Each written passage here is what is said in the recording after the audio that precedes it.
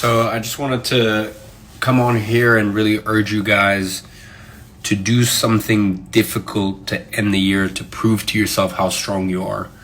You know, I ran a marathon 3 years ago. Is it done? At the end of 2020 because 5 months prior I wasn't thinking if I should end things, if I should basically delete myself. I was thinking how, and that's a very scary place to be. Sometimes your demons from the past and your upbringing and things like that kind of come back and face you again. So all that to say that I dare you to do something difficult to end the year, to prove to yourself how strong you are. As always, I'm watching from afar, I'm rooting for you, and I just hope you guys go into 2024 with the best headspace, or in the best headspace that you could possibly go into. So yeah.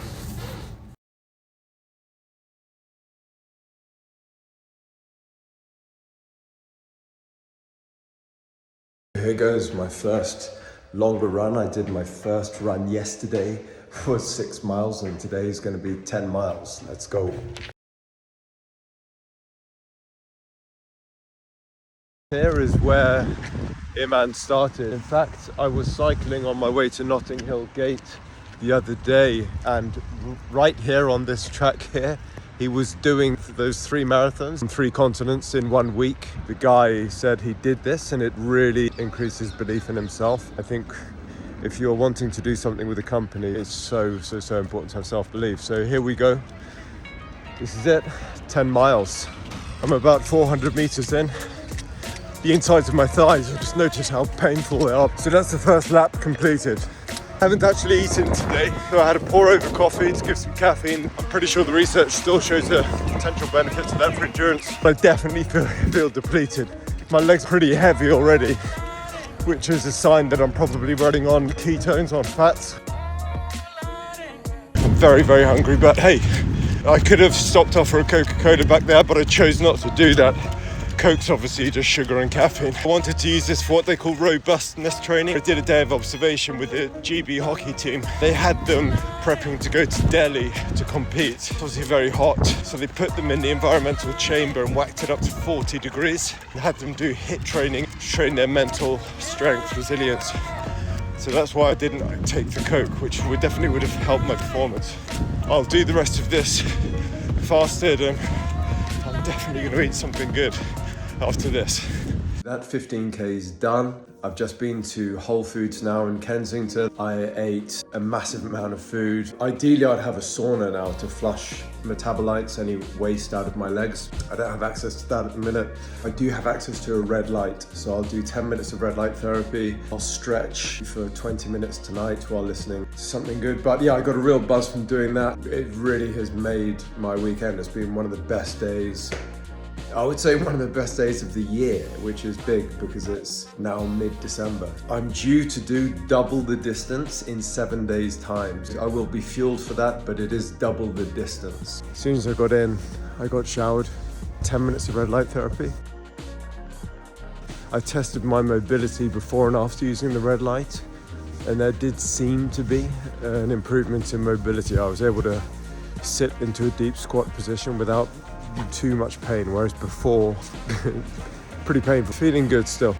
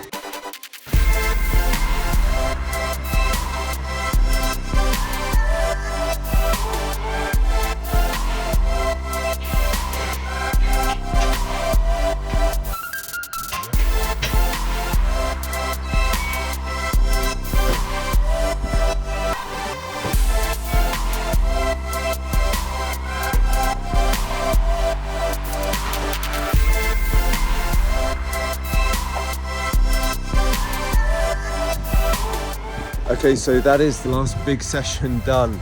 I'd probably give it like a 6.5 out of 10. It definitely was not what I wanted. The gym was closing early because it's near Christmas and they've changed their hours. But I did some single leg Romanian deadlifts with a deficit. I was up on some blocks, so I was getting full range of motion. It's really important to have good leg stability with any kind of running. That hits predominantly the glutes and hamstrings. I did a double squat and overhead press, superset with some pull-ups, so very high intensity. The good thing is that I avoided a load of impact going through the legs. If I'd done like a 30k today, which was my original plan around the park, my legs would have taken a hammering and I just didn't feel it was optimal for 6 days out from when I run the marathon.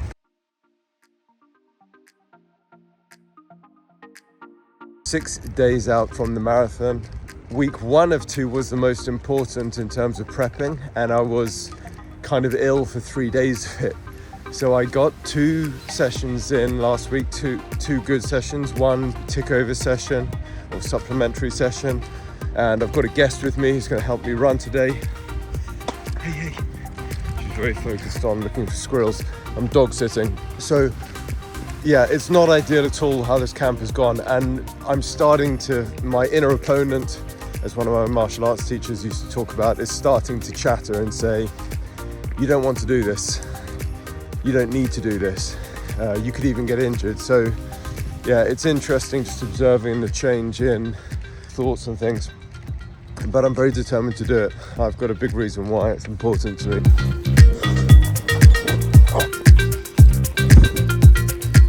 It's Kensington Palace Gardens, I think the most expensive street in London. And Kensington Palace ahead of me there. Hey Jay, good girl. Oh, been great.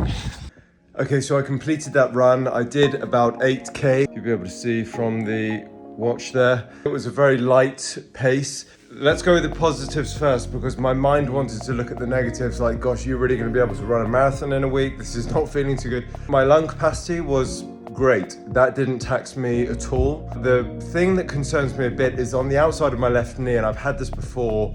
It could be my iliotibial band, ITB. I'm getting a sharp pain. If that's going on halfway into an 8k, that could be interesting. One thing that's really struck me, I'm reading this book at the moment called Release Your Brakes by James Newman. It's recommended by Dan Pena. Love him or hate him, the $1 billion or $1 trillion guy as he calls himself now. And he said that he will not coach someone unless they've read Release Your Brakes. So that stuck in my mind. And one thing that James Newman recommends, when you are approaching a goal, you set a goal and you're making your way to achieve it, it's really, really important to find a way of enjoying the process. That's one thing I noticed about Gadzhi's Iman's video. When he was running, he seemed pretty positive the whole way through. I mean, whether he was putting that on for the camera, I don't know, but he put on an audio book, Born to Run, and in that book it talks about how the runners smile through the pain as they're running these very long distances. It made me think that if everything in life is going to be, and it's understandable if you have a fixed mindset and you're raised that way, but if everything in life is going to be filled with fear and dread, and it's going to be really, really hard to achieve anything good. You've got to find a way to enjoy the process. I'm going to run this marathon. That is my mind made up. I'm going to do it, and I'm not even really going to give much thought to whether I need to walk part of it, whatever. I'm going to run the distance to learn more about myself and observe my thoughts. I'm excited. I'm excited for the results. People talk about when they've achieved something hard in their life, it has a permanent effect on their mindset. They have more belief that they can do anything else. I'm trying to build a small business at the minute, and it's been incredibly hard for a number of reasons. I've got to find a way to enjoy it. And that may sound a bit synthetic, like you're trying to be Mr. Positive, but I think that it's about the fact that you will perform better if you are finding a way to enjoy something. So yeah, that's something that's really hit me the last few days. Reading Release Your Brakes and doing this running prep, that's all I have to say. So she's pretty exhausted, I think. She did really well, didn't you? Yeah, you did super well. 6 days out, and yeah, excited to run this marathon.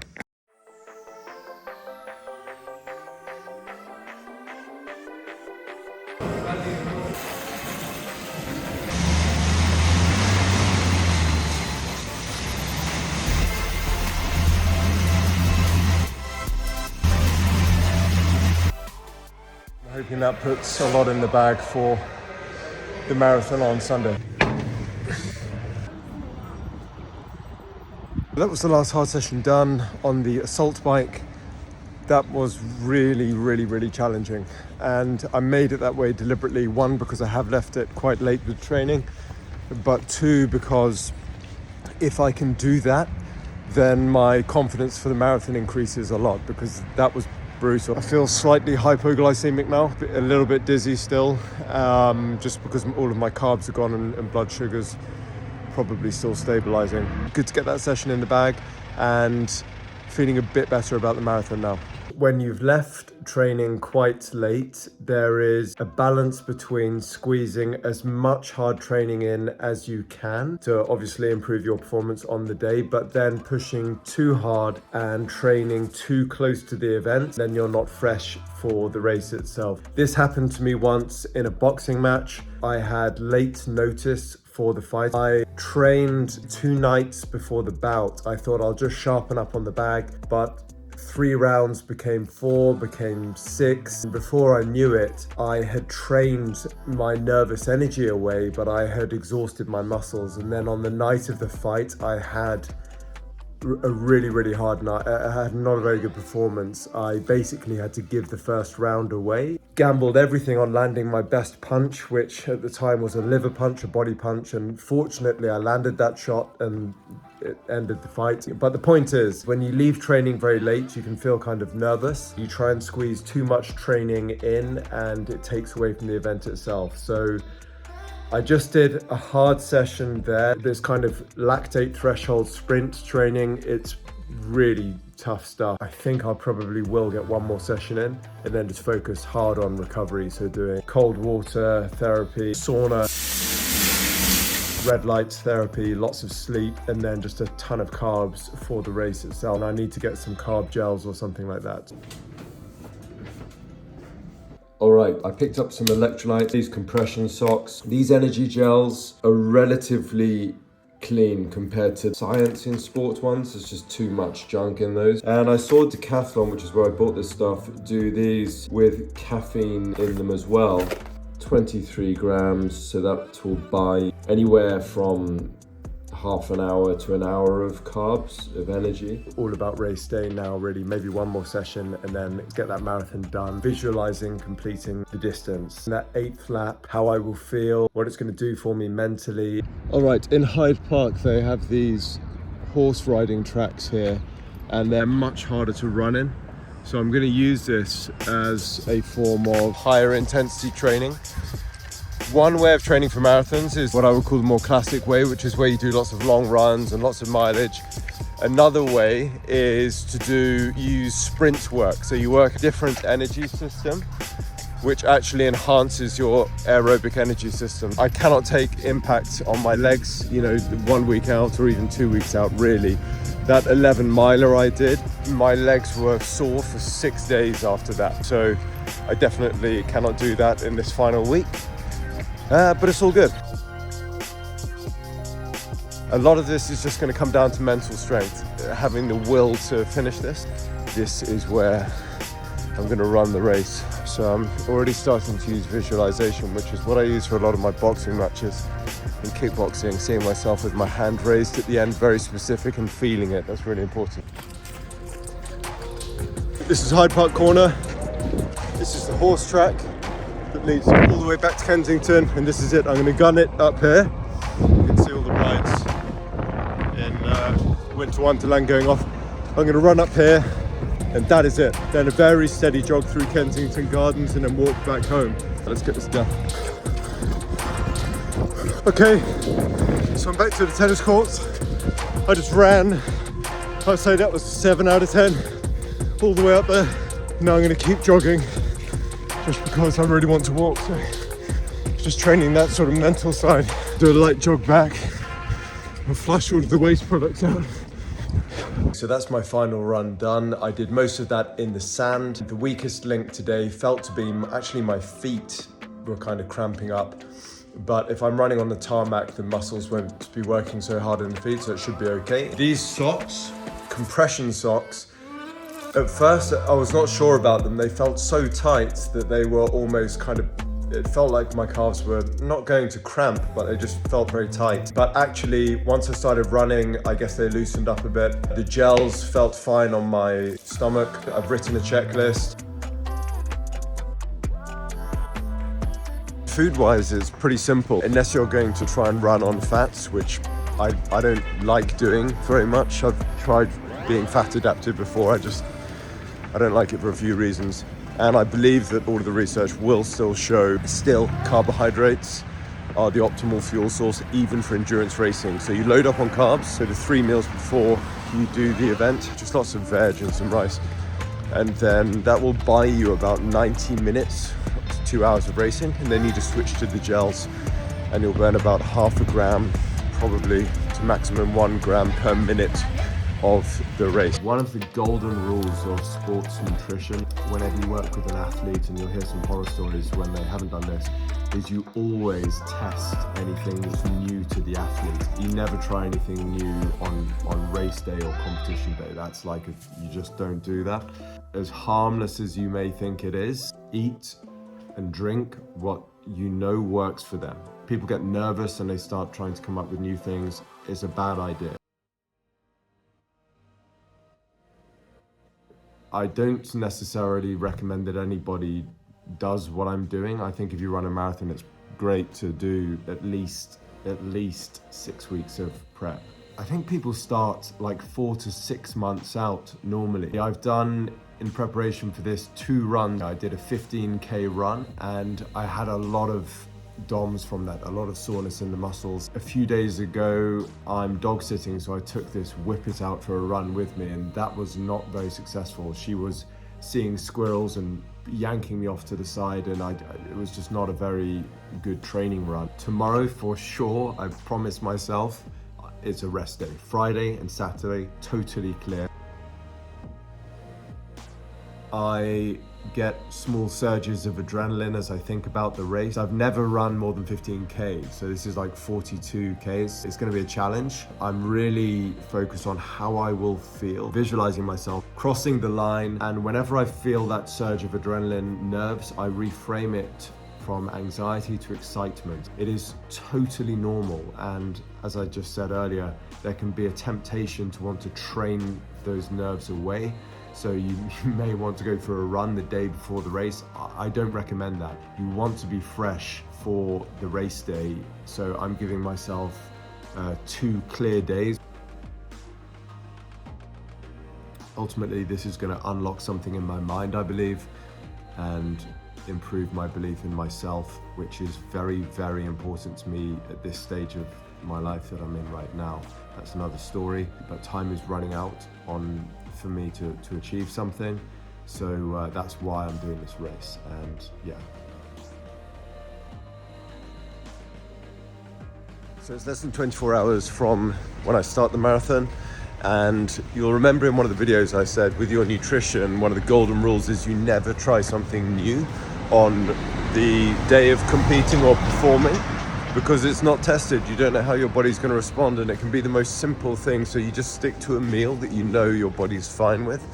Well, the same applies to strength and conditioning or training, physical preparation. And I broke that rule by doing that the jogging in the sand. In theory, it was a good idea because less impact, but my calves and feet muscles are now locked up. I need to turbocharge now my recovery.